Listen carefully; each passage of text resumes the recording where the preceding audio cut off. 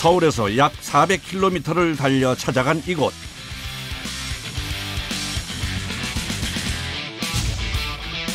울산광역시 울주군입니다. 해돋이의 명소인 간절곶이 있는 지역으로 알려진 곳입니다. 울산 지역의 전력 사용량 중 약 70%가량을 생산하고 있는 세울 제1발전소가 자리한 곳이기도 합니다. 핵연료를 다루는 곳이라 출입부터가 까다로운 곳인데요. 원자력 발전소, 그 깊숙한 곳으로 극한 직업 제작진이 들어가 봤습니다. 그런데 들어가는 과정부터가 만만치가 않네요. 아니 근데 이렇게까지 해야 되는 거예요? 나중에 묻으면은 저 반출이 안 되니까. 그냥 바로 폐기하셔야 돼요. 그냥 바로 폐기하셔야 돼요. 근데 이렇게 방송 장비가 들어가는 경우가 거의 없었나 봐요? 거의 없죠. 특히 방사선 관리구역은 방송 장비는 물론이고 외부인의 출입 자체가 철저히 통제된 곳입니다. 이거는 이제 관리구역 전용 안전화입니다. 구역마다 전용 안전화의 색깔을 구분, 깊숙한 내부로 들어가려면 신발만 3번을 갈아 신어야 할 정도인데요. 그리고 방사선 노출에 대비한 추가 장비도 착용해야 합니다. 이건 무슨 조끼예요? 납조끼입니다. 납조끼요? 예예, 그 방사선 고방사선 구역할 때 착용을 해서 방사선 필풍량을 줄여주는 역할을 합니다. 만반의 준비를 끝낸 후에야 드디어 내부로 들어가는 문이 열립니다. 첨단의 기술력이 집약된 원자력 발전소.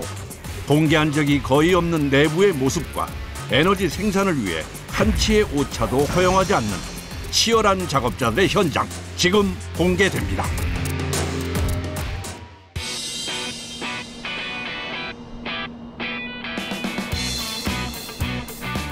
탁 트인 바다에서 보는 일출과 함께 원자력 발전소의 하루가 시작됩니다.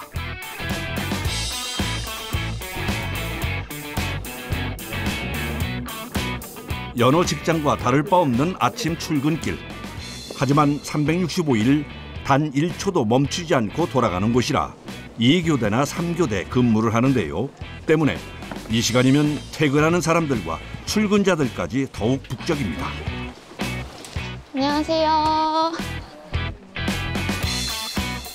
특히 요즘은 원자력 발전소 사람들에게는 가장 바쁜 시기라고 하는데요.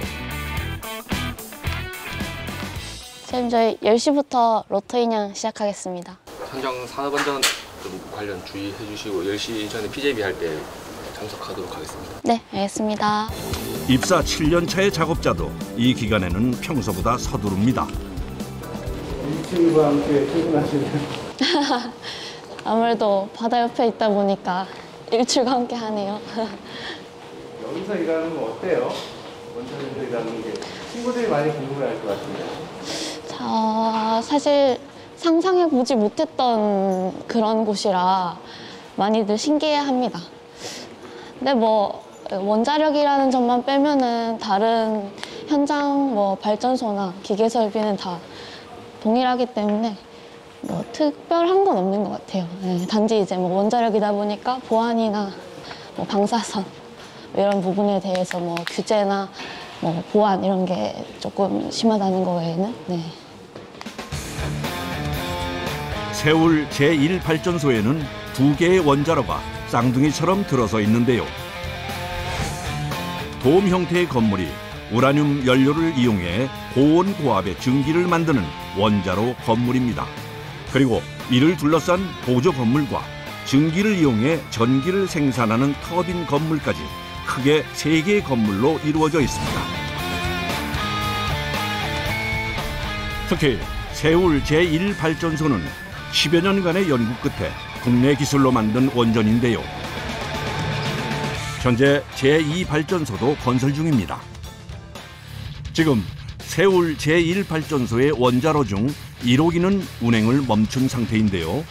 원전 연료 교체를 비롯해 주요 설비에 대한 점검과 정비를 하기 위해서입니다. 계획 예방 정비라고 부르는 이 작업은 보통 1년 6개월 주기로 진행되는데요. 검사 기간은 조금씩 다른데 이번에는 65일 동안 점검을 합니다. 원전의 안전한 운행을 위한 기간인 만큼 온 신경을 집중해야 하는데요. 점검의 진행 사항과 내용을 꼼꼼하게 확인하는 걸로 작업을 시작합니다. 작업은 어떤 작업하시는 거예요? 네. 오늘 작업은 고압 터빈의 로터를 점검을 다 완료하고 나서 이제 조립하는 과정입니다. 그래서 로터 인양해서 현장에 설치하는 작업까지 오전에 예정되어 있습니다. 고압 터빈이 작동하려면 먼저 원자로에서 물을 뜨겁게 데워야 합니다. 320도 정도 올라가는 이 물은 증기 발생기로 이동, 배관을 타고 흐르면서 배관 밖에 물을 데워서 고온 고압의 수증기로 만들어주는데요. 이 수증기가 바로 터빈을 돌려주는 역할을 하는 겁니다. 터빈은 고압 한 대와 저압 세 대가 직렬로 연결이 돼 있는데요.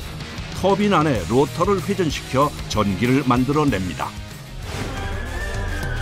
한눈에도 거대해 보이는 이것이 고압 터빈의 핵심 부품인 로터. 무게만 67톤이나 됩니다.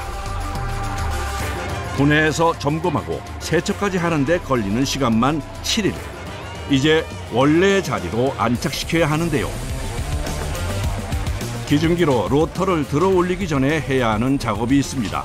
바로 로터의 수평을 확인하는 건데요.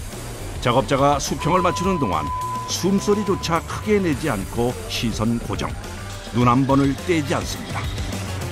지금은 이제 우리가 조립하는 거지 않습니까? 조립하는 데는 레벨이 최고 중요하고, 그다음에 들어가서 안착을 해갖고 저희들이 갭을 쟀을 때 분해 때 갭하고 디자인하고 맞춰서 딱 나와야 되거든요.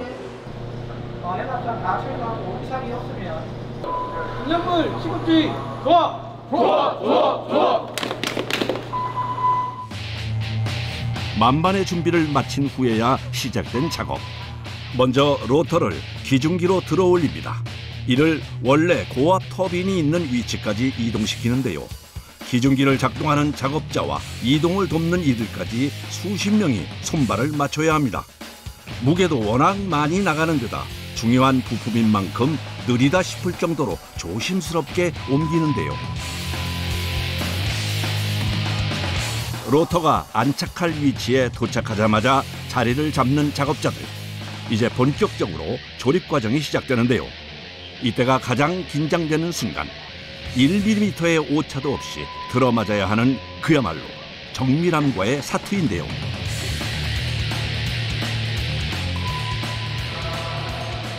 이게 굉장히 중요한 작업입니다. 이게 조립을 잘하면 무사고로 가니까 이때가 제일 긴장되기도 하고 그렇죠. 아직은 조립이 끝난 건 아닙니다. 완전히 결합하기 전에 해야 할 일들이 남았는데요. 로터와 연결 부위에 들어갈 부품을 조립하기 위해 측정부터 진행합니다. 마지막은 이물질 제거. 그야말로 작은 티끌 하나 없도록 집중해서 닦고 또 닦아내는데요.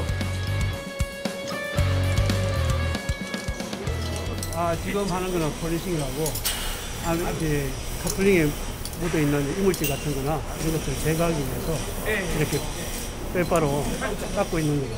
베어링에 큰 문제가 생기니까, 그래서 이물질을 최대한 없애는 게 목적이니까 폴리싱을 하는 거예요.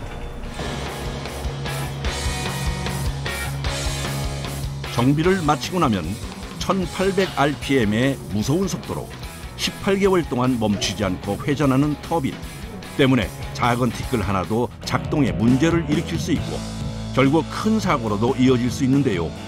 까다롭다 싶을 정도로 세밀하게 시간을 들여 작업하는 것도 바로 안전을 위해서입니다.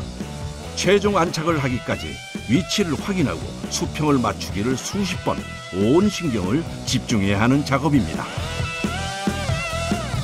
작업을 시작한 지 3시간 반 만에 고압 터빈의 로터 안착 완료입니다. 비행 예방 정비가 18개월마다 하고 있기 때문에 이번에 안착하고 발전소 기동하게 되면 18개월 뒤에 또 이렇게 정비 예정입니다. 그 시각 입사 29년 차의 숙련된 작업자 역시 작업 준비에 분주한데요. 오늘 업무는 바로 원자로 건물에서 진행됩니다. 출입하는 것 자체가 어렵다고 알려진 이곳. 과연 내부는 어떻게 생겼는지 궁금해집니다. 일상적인 옷을 근무복을 벗고 이렇게 관리구역 전용 그 옷으로 탈의한 장소입니다. 원자로 건물에 들어가기 위해서는 여러 가지 과정을 거쳐야 하는데요. 가장 먼저 관리구역 전용 옷으로 갈아입어야 합니다. 그런 다음 이 기계도 챙겨야 한다는데요. 내부로 들어가기 위한 필수품이라고 하네요. TLD와 ADR인데 ADR은 그 방사선 피폭량을 실시간으로 보여주는 거고 이 TLD는 한 달간의 그 방사선 피폭량을 측정해서 나중에 한 달 후에 그 전체 방사선 피폭량을 확인하는 그 TLD입니다. 관리구역에 안에 들어갔을 때 개인의 피폭 선량을 관리하기 위한 겁니다. 선량계를 받기 위해서는 사전에 방호 검진은 필수. 제작진 역시 원자로 건물 출입을 위해 검진도 받았습니다. 아, 이렇게 두 개가 이제 이제 들어가나 싶었는데 아이고 아니었네요. 장비도 출입을 위해서는 준비를 해야 하는데요. 렌즈는 막으면 안 되니까 렌즈는 막지 마시고 그 외에는 가급적이면은 들어가는 모든 장비는 표면이 공기에 노출되지 않도록 비닐로 꽁꽁 싸는데요. 가방도 예외는 없다네요. 감사합니다. 좀 안 떨어지게 잘 좀 착용하시고 다니시면 되겠습니다. 아니 근데 이렇게까지 해야 되는 거예요? 아니, 나중에 묻으면은 반출이 안 되니까 아예 빠져나가지 못해요. 이런 거 같은 경우는 지금 이제 박히면은 제염하기 힘들거든요. 천이어가지고 여기 오염물질이 박히면 이게 제염이 안 돼서 그냥 바로 폐기하셔야 돼요. 아예 버려야 된다. 네, 버려야 돼요. 그러니까. 근데 이렇게 방송 장비가 들어가는 경우가 거의 없었나 봐요? 거의 없죠. 그만큼 원자로 건물의 내부는 외부인들에게는 공개된 적이 거의 없는 비밀의 공간인데요. 촬영 장비만큼이나 출입자들 역시 피부가 노출되지 않도록 방호복을 착용합니다. 양말과 장갑도 2겹씩 착용, 랩핑을 하듯이 몸을 감싸줍니다. 준비된 건가요? 네. 이 옷이 너무 불편한데요? 그 옷이 사이즈별로 있거든요. 이렇게 보면은. 아, 네네. 이거 입으시면 됩니다. 이거. 네. 외국인들 같은 경우는 이제 등치가 크고 그래서 이제 뭐 사이즈별로 다양하게 준비를 합니다. 아, 저 지금 외국인용 입고 있는 건가요? 원자로 건물 내부의 공간이 좁아서 구부리며 이동하는 경우가 많은데요. 딱 붙는 방호복은 움직임도 불편하고 찢어질 수도 있어서 넉넉한 걸 입는 겁니다. ADR과 TLD까지 착용하면 준비 완료. 그리고 이 ADR은 어떤 선량 이상 맞으면은 경보도 올려줍니다.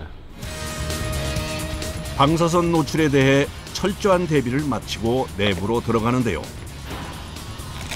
이거는 이제 관리구역 전용 안전화입니다. 그야말로 머리부터 발끝까지 완전 무장을 합니다. 그 신발로도 이렇게 오염이 확산될 수 있기 때문에 각 구역에 이제 전용 신발을 놔두고 그 구역에서만 신을 수 있는 그 신발을 색깔로 이렇게 구분을 해놓는 겁니다. 그러니까 신발 색깔만 봐도 어떤 구역인지 구분이 가게 돼 있는 겁니다. 어디 쪽에 근무하세요? 여기. 발전부. 저는 지금 교육생입니다. 발전부. 네, 수고하세요. 네. 여기 또 다른 거 신나요? 네, 여기는 또 원자로 건물 안에 전용 그 안전화입니다. 그래서 여기서 다시 안전화를 갈아 신고 안전화를 바꿔 신는다는 건 구역이 달라졌다는 표시. 지금까지는 방사선 관리 구역이었고 여기서부터가 원자로 건물입니다. 이제 저 문만 열면 원자로의 내부로 들어가는 건데요.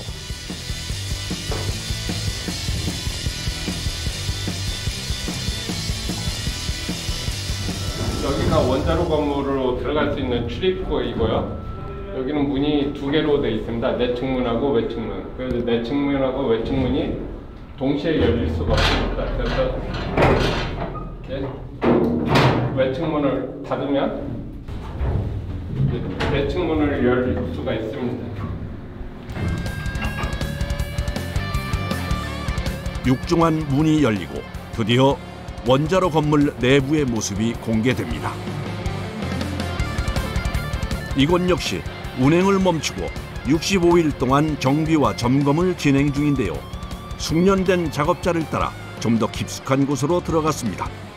원자로까지 가는 길은 안전을 위해 미로처럼 통로를 설계.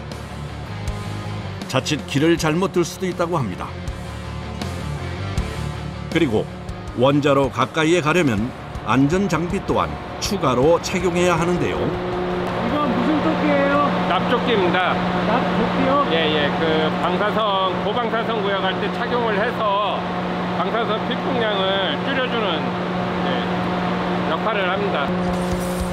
오늘 작업장은 원자로 건물 중에서도 중심부, 그러니까 고방사선 구역. 안전을 위해 납조끼와 마스크까지 단단히 착용하는데요. 안전화 또한 붉은색으로 갈아 신습니다. 그러니까 이곳까지 들어오려면 안전화만 3번을 갈아 신어야 하는 겁니다. 그만큼 안전을 위한 관리를 철저히 하고 있는 건데요.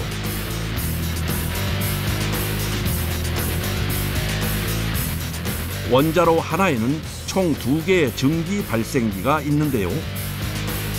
이번 점검 기간에는 첨단 장비를 사용, 증기 발생기 아랫부분으로 장비를 넣어서 내부를 확인 중입니다.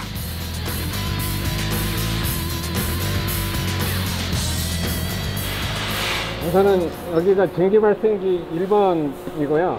튜브에 그 ECT 로봇이 설치가 되어 있습니다. 그래서 밖에서 그 원격으로 ECT 프로브를 갖다가 전열관을 통과시켜서 그 ECT 신호를 수집해서 그 전열관의 건전성을 확인하는 그런 작업을 하고 있습니다. 원자로에서 데운 뜨거운 물이 증기 발생기 내부의 관으로 지나가는데요. 바로 이 관에 결함이 없는지 확인하는 작업. 위내시경 하듯이 장비를 관 속으로 집어넣어서 검사합니다. 검사 장비의 작동은 외부에서 원격으로 진행되는데요. 이곳까지 직접 온 건 장비가 제대로 작동되고 있는지 확인하기 위해서입니다. 이곳으로 들어올 때부터 계속 작업자 주변을 맴도는 사람. 방사선량 측정을 전담하는 작업자인데요. 고방사선 구역이기 때문에 안전을 위해 지속적으로 방사선 양을 측정함과 동시에 작업 시간이 일정 시간을 넘지 않도록 관리합니다. 그 시각 한쪽에서는 수많은 작업자들이 기중기 작업을 준비 중인데요. 뭘 들어올리려는 걸까요? 지금 RCP 모터 인양을 위해서 이 크레인으로 RCP 모터 쪽 가서 모터를 들 겁니다. 모든 작업자들의 시선이 한 곳으로 모이는데요. 그 끝을 따라가 보니 원자로 냉각제 펌프의 모터를 기중기에 걸기 위한 작업이 한창입니다. 크기도 크지만 무거워 기중기에 그냥 걸어서는 인양이 어렵다는데요. 이게 원자로 냉각제 펌프인데 10년 주기로 정비를 해요. 전동기를 분해 정비를 하는데 그 분해 정비를 위해서 지금 드러내고 여기 이제 이 전동기는 정비하는 곳으로 가고 정비해 있는 전동기를 가져와서 다시 여기다 앉히죠. 원자로 내부의 물은 원자로 냉각제 펌프를 통해 순환시켜줍니다. 이 펌프 4대는 올림픽 수영장을 1분이면 채울 정도로 강력하다는데요. 힘의 원동력인 모터 부분을 인양하는 겁니다.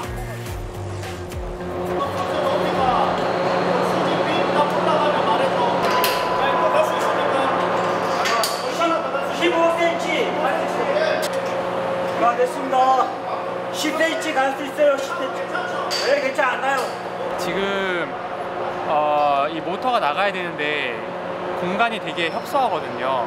혹시라도 어딘가에 부딪히게 되면은 손상이 될 수 있어서 올리면서 위치를 조정하면서 올려야 되는데 워낙 크니까 한눈에 안 들어오잖아요. 그래서 사람들이 옆에 사각이 다 서가지고 위치 조절을 하시는 거죠.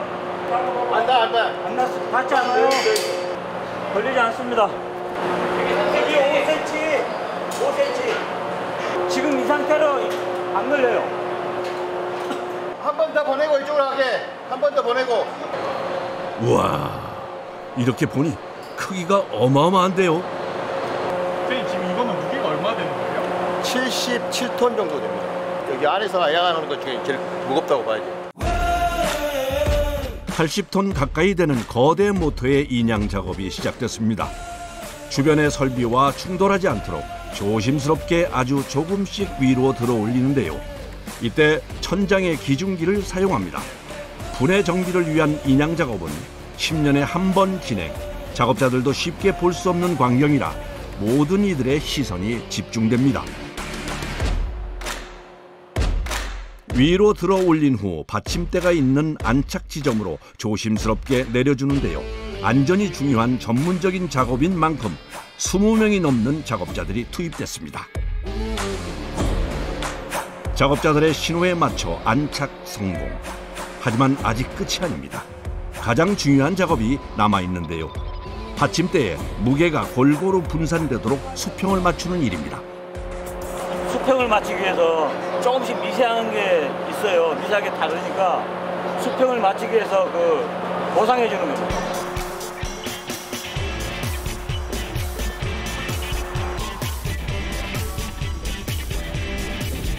처음에는 방사선에 노출되는 거, 피폭 당하는 것에 대해서 두려움은 있었지만 회사 내 지사와 관리원들이 철저히 관리해주기 때문에 건강상에 전혀 문제가 없고 결혼도 했고 애 둘 낳고 잘 살고 있습니다. 29년 동안요? 네.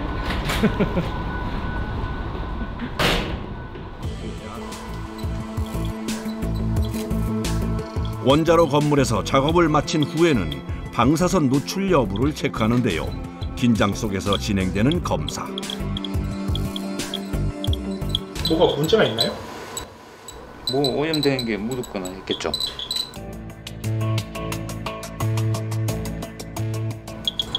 이게 지금 오염이 됐다고요?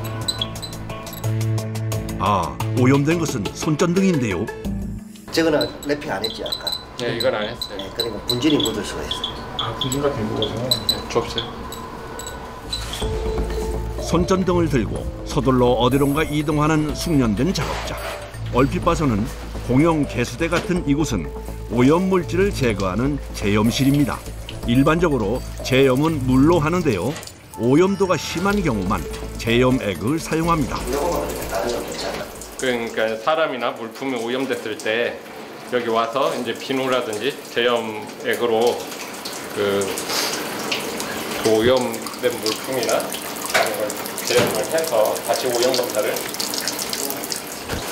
이런 경우가 종종 있나 봐요? 예, 아무리 이렇게 랩핑을 하고 오염 방지 조치를 해도 안에 들어갔을 때 이제 공기 중에 오염 물질이 이렇게 떠다니면서 이렇게 오염이 될 수도 있고, 또 본인이 어떤 무의식 중에 오염된 물품을 만지고 또 자기 물품을 만지다 보면 오염이 될 수가 있습니다. 꼼꼼하게 제염한 후 다시 한번 검사 과정을 거치는데요. 이번에는 괜찮을지 긴장이 되네요. 됐습니다. 이제 괜찮나요? 네. 제염을 해서 오염 물질을 제거를 했고 밖으로 관리구역 밖으로 가지고 나가실 수 있습니다.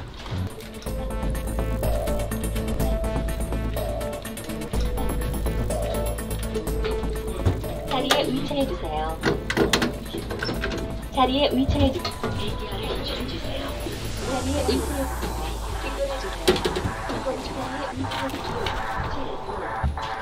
3, 2, 1. 깨끗합니다.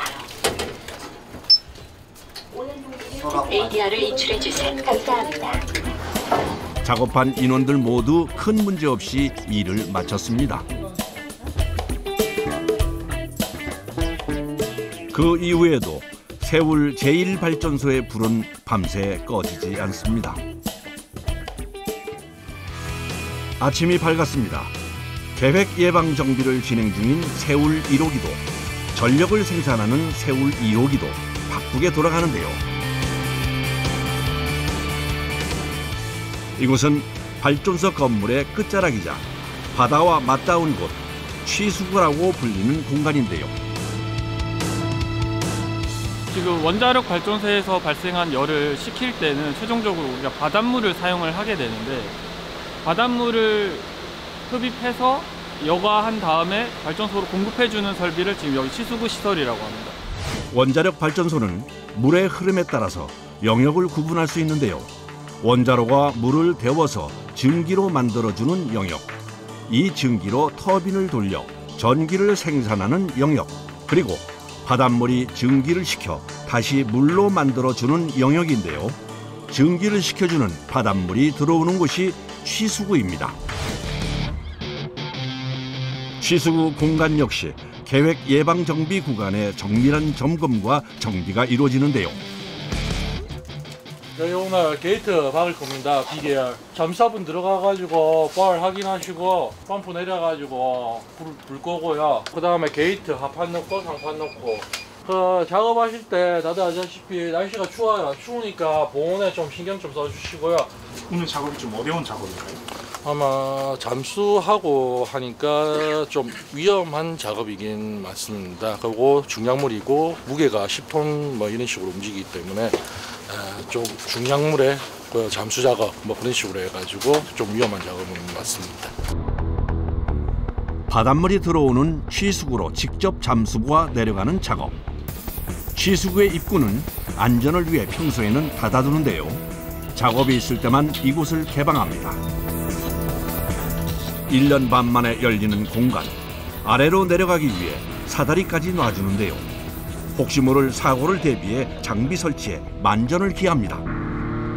내려가 된다. 지금 서 계신 위치까지 한 20m 정도 됩니다. 그래서 수심이 있어서 일단은 잠수부가 내려갈 때에는 거기 이제 물에 바로 떨어지는 부분이어서 위험하지 않다라고 생각되지만, 그래도 여기 콘크리트 구조물이 있기 때문에 이 부위까지는 위험합니다. 물속에서 잠수부 혼자 진행하는 작업. 만반의 준비를 합니다. 오늘 잠수 작업 준비 중입니다. 게이트를 갖다 막기 위해서는 밑에 내려가서 뻘이 많이 있는 그거를 갖다가 뻘 제거를 하고 게이트를 갖다 내리키거든요. 산소는 산소통 대신 관을 통해 공급하는데요. 필터거든요. 공기를 갖다 걸러가지고 이렇게 이제 나갈 겁니다. 이거는 이제 통신 되게끔 연결하는 선입니다. 이게 산소 마스크예요? 네. 우리가 작업을 하는데 진행이 어떻게 되고 우리가 이제 숨소리가 들려야 밑에서 이제 안전하게 작업하고 있다고 하는 걸 육상에서 이제 이렇게 알 수가 있습니다. 이 발전소 같은 경우는 안전 수칙을 아주 많이 지키기 때문에 바깥에서 작업하는 것보다는 우리 잠수사가 느끼는 안전은 엄청나게 이제 이렇게 안전하다고 많이 느끼고 작업을 하고 있습니다. 이번 정비를 위해 기중기까지 등장. 그야말로 온갖 장비들이 총출동합니다. 기중기는 펄 청소에 쓰는 대형 호스를 물속에 넣기 위한 필수 장비인데요. 깊이 20m나 되는 곳에서 펄을 빨아들이려면 웬만한 힘으로는 불가능. 유압 펌프와 호스를 연결해 취수구 전용 대형 청소기를 만듭니다. 바로 요 아랫부분으로 펄을 빨아들이는 건데요. 이렇게 만들어진 묵직한 대형 펌프는 기중기를 사용 조심스럽게 물속으로 넣어줍니다.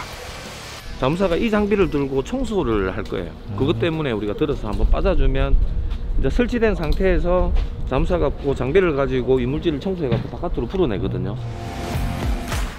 필요한 모든 장비와 인력 배치까지 마친 상황. 드디어 잠수부가 물속으로 들어갈 준비를 시작합니다.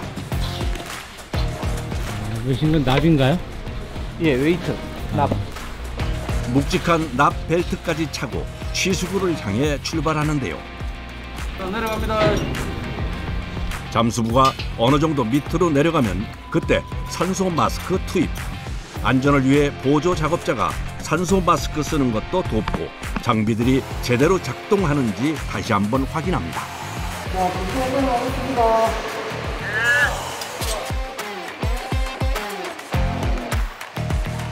많이 찰 때는 한 1m, 뭐 1.5m씩 차거든요. 그럼 그거를 이렇게 빨아내야 밖으로 배출로 해야 이 게이트 열 때 바닥에 이제 타치가 잘 되고 고무 박힌이나 실링이 잘 되니까 물이 안 새거든요. 이제 여기서부터는 잠수부 혼자 내려가야 하는데요. 한 치 앞도 알 수 없는 물속 상황 때문에 경험 많은 숙련된 잠수부만이 가능한 작업입니다. 물이 뿌에 시야 확보가 잘 안 되는 이곳에서 가장 먼저 해야 할 일은 청소용 호스를 찾는 일. 아, 저기 미리 넣어둔 호스가 보이는군요. 자꾸 이와 펌프 좀 틀어주세요. 네. 물속에서의 신호에 맞춰 청소용 호스 작동. 무서운 힘으로 펄을 빨아들이는데요. 이렇게 호스를 타고 올라간 펄은 한 곳에 모아둡니다. 바닥면에서 끌어올린 흙은 바다로 유출되지 않고 이 공간 안에서만 머무르게 됩니다. 펄 배출이 어느 정도 됐다는 건 지상 작업자들이 다시 분주히 움직여야 한다는 신호. 물을 막을 도구인 스탑 게이트를 내릴 준비가 시작되는데요. 해수면이 한 11m 정도 되기 때문에 저희가 7.5m짜리 판 2개가 수직으로 이렇게 들어가게 됩니다. 취숙으로 들어오는 물을 막기 위해서는 해수면보다 높게 벽을 쌓아야 합니다. 그래서 스탑 게이트가 2개나 들어가는 건데요.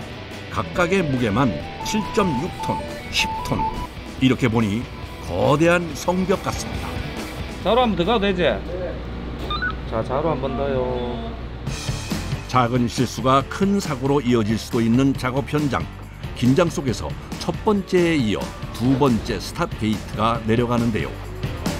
게이트가 완전히 설치된 걸 확인한 후에 본격적인 배수 작업이 시작됩니다.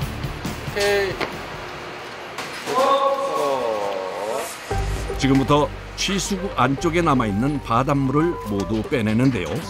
이 작업만 대략 6시간에서 8시간가량 걸린다고 합니다. 작업을 시작한 지 4시간이 지났습니다. 한눈에도 물의 양이 꽤나 줄어든 게 보이는데요. 펄 제거 작업에 나서기 전 검사해야 하는 게 하나 남았습니다. 복합가스 측정기라고 밀폐구역이면은 일산화탄소, 이산화탄소, 황화수소 이렇게 적어야 되거든요. 산소까지. 이걸 측정해야 들어가실 수 있으니까. 네, 그게 너무 낮으면 이제 아예 못 들어가시는 거잖아요. 밀폐된 공간이기 때문에 유해가스가 발생될 수도 있는 상황. 작업자들의 안전 확보를 위해 사전 검사를 철저히 진행하는데요. 검사 결과가 기준 수치를 통과해야 작업을 진행합니다. 물도 빠지고 안전 점검까지 마치면 대기하고 있던 잠수부가 다시 취숙으로 내려가는데요. 물이 없으니 사다리로만 20m를 이동해야 합니다. 건너갑니다.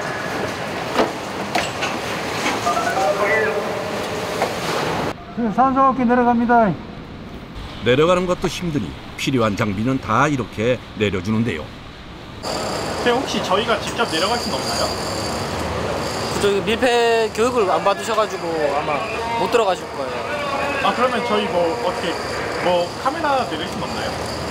카메라는 이걸로 가능하시면 내려도 되는데. 아래쪽 상황이 너무나 궁금한데요. 결국 제작진이 특단의 조치를 취합니다. 계속 지금 플레이 됩니까? 네. 근데 이게 만약에 좀 제껴졌으면은 잠깐 올려주세요. 38년 경력의 잠수부가 시청자들을 위해 카메라를 부착하고 내려가기로 했는데요. 이제 제작진 대신 잠수부가 시청자들을 위해 애써 주셔야겠네요. 밑으로 내려가시나요? 네, 밑에 일단 중간 진행 상황 한번 보려고 내려갈 생각입니다.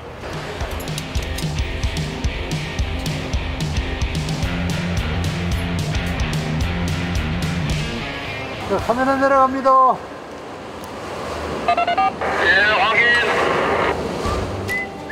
제작진의 손을 떠난 카메라도 취숙으로 내려갑니다. 이 카메라를 밑으로 내려보낸 적이 있나요? 없습니다. 없어요? 처음인가요? 예. 카메라도 취수구 바닥까지 무사히 도착. 이제 잠시 동안 작업자의 손에 들려 현장의 모습을 담아올 건데요. 지상에서 20m 아래 밀폐된 공간인 취수구. 지난 18개월 동안 바닷물이 들고 나면서 펄도 계속 쌓인 겁니다. 이 펄들을 모두 제거해야 하는 작업. 펄이 빠져야 내부 점검이 가능하기 때문인데요. 바닥의 펄은 그냥 빨아내기는 어려워 손으로 일일이 긁어서 모아야 합니다. 뿐만 아니라 구석 곳곳에 붙어있는 펄은 삽으로 긁어서 떼야 하는 그야말로 고된 작업인데요. 오로지 손과 삽만으로 치르는 펄과의 사투. 공간도 좁은 데다 경험이 없이는 하기 힘든 일이라 숙련된 작업자들만 할 수 있습니다. 지하에서 사투를 버려 빨아올린 펄은 곧장 폐기물 트럭으로 들어가는데요. 10톤 분량의 탱크를 가지고 여기에 펄이 다 차면 밖으로 내보내는 유압식 폐기물 차량입니다. 슬러지는 물이 지하에 있는 게 이제 흡입이 돼서 요 통에 같이 담기는 겁니다. 그래갖고 이제 담긴 슬러지는 또 배출을 해갖고 다른 쪽에 또 옮겨 담을 수가 있어요. 1차로 배출 공간은 바다가 아닌 취수구 바로 앞인데요. 예! 펄뿐 아니라 다양한 침전물이 섞인 물은 이 주머니에 담아줍니다.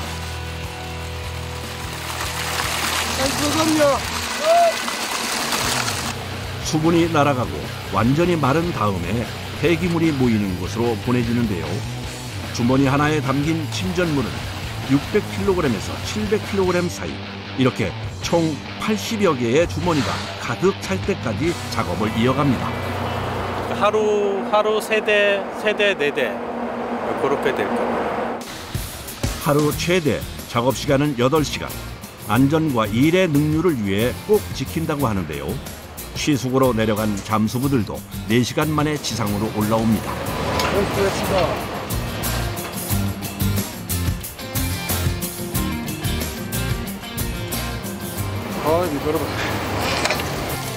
오늘 하루 20여 톤의 펄과 침전물을 퍼내느라 온 힘을 다 쏟아낸 작업자들.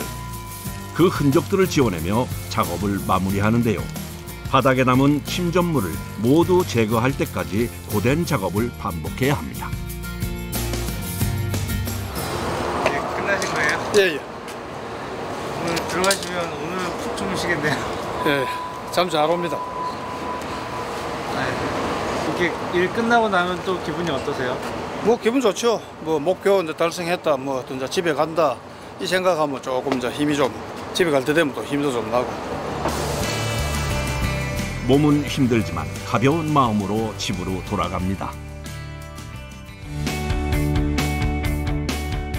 계획 예방 정비 기간에는 다양한 파트에서 필요한 정비나 점검이 이루어지는데요.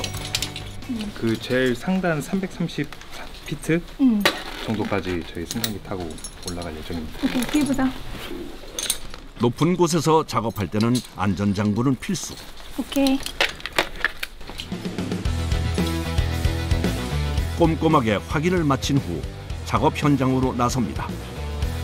이번에 점검할 곳은 세울 1호기 원자로 건물의 꼭대기인데요.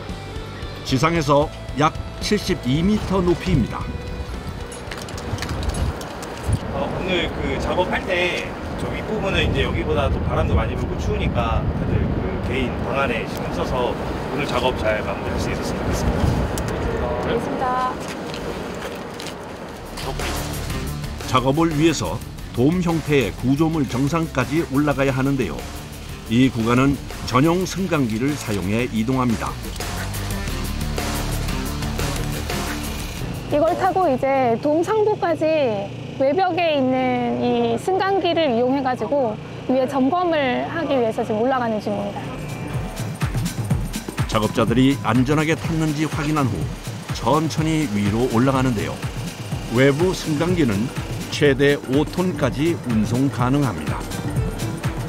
위에 올라가면 저희가 이제 정해진 지점에 대해서 이제 균열 조사를 하는데 이 원자로 건물은 풍선같이 이제 안에서 압력이 차면 늘어났다가 이제 다시 원상태로 줄어들어야 되거든요. 그래서 이제 저희가 원자로 내부를 이제 압력을 주면서 요게 정상적으로 이제 회복이 되는지 그거를 점검을 하러 가고 있습니다. 특히 이번 점검은 5년에 한 번 주기로 진행하는 중요한 검사인데요. 원자로 건물에 일정한 압력을 줬을 때 얼마나 잘 견디냐를 측정하는 겁니다. 사고 발생 시 최후의 방어선인 원자로 건물의 건전성을 확인하는 과정입니다. 승강기로 꼭대기까지는 올라갈 수 없어 다시 걸어야 하는데요. 이렇게 보니 아찔한 높이네요. 아파트로 따지면 대략 24층 정도 되는 높이. 안전을 위해서 작업 전 구조물의 고리부터 체결합니다. 원자로 건물을 보면 모두 둥근 돔 형태로 건설되는데요. 바로 압력을 고르게 분산시키는 구조 때문입니다. 건물 내에서 사고 발생 시 오염물질이 밖으로 나오지 않게 건물이 압력을 견뎌야 하는데요. 돔 형태가 되면 건물의 부피가 커져 더 많은 가스를 가둘 수 있고 압력도 고르게 분산된다는 장점이 있습니다. 1차로 기존에 있었던 균열의 크기나 형태의 변화, 위치를 육안으로 살피며 기록과 대조합니다.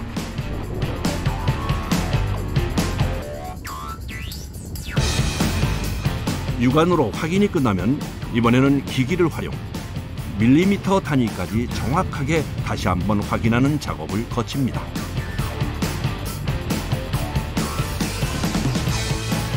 선생님 지금 하신 건 뭐예요? 이게 지금 균열폭 측정기라고 해서 0.05mm 단위까지 측정이 가능한 건데 저희가 균열을 이제 조사를 할 때 더 정확한 균열 측정을 위해서 사용하는 장비입니다. 1, 2, 3, 4 이렇게 줄이 있는데 그걸로 한마디로 미니 현미경 같은 건데요. 렌즈에 눈금까지 표시돼 있어 크기도 정확하게 측정할 수 있는 겁니다. 균열의 크기부터 길이 모양까지 확인된 모든 것은 최대한 자세히 기록하는데요. 여기에 작업 당일의 건물의 온도까지 측정을 합니다.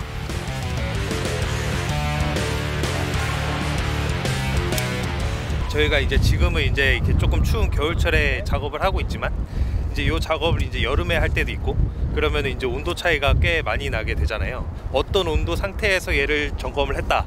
그래서 요게 이제 뭐 겨울철보다 조금 더 벌어져서 보이는구나 이런 게 되는 거죠. 한겨울에 칼바람을 맞으며 하는 작업은 꽤나 고됩니다. 이게 높은 작업하면 좀 위험하거나 그런 건 없어요? 위험하기도 한데 그래도 안전고리랑 이런 거 다 체결해서 하기 때문에 괜찮아요. 균열 확인이 끝나면 이제 2차 작업에 돌입하는데요.